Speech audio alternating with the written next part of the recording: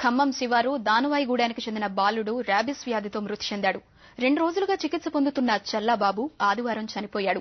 15 రోజుల క్రితం గ్రామంలో ఓ పిచ్చి కుక్క 5గురిని కరిచింది. వెంటనే ప్రభుత్వాసుపత్రికి వెళ్లినా వ్యాక్సిన్ అందలేదు.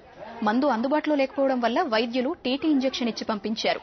ప్రభుత్వాసుపత్రుల్లో మందుల కొరత కారణంగా బాబు తల్లిదండ్రులు ప్రైవేటు వైద్యశాలకు తీసుకెళ్లినా ఫలితం లేకపోయింది.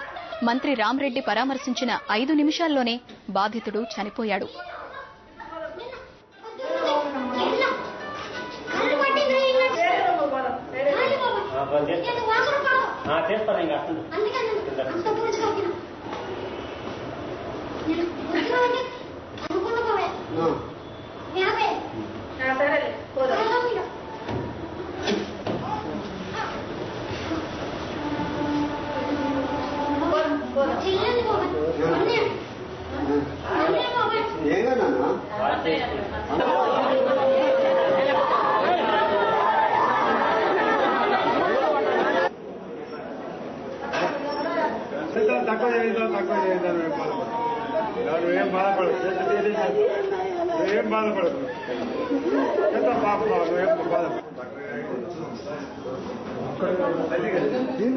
అడ్డం ఉంటుంది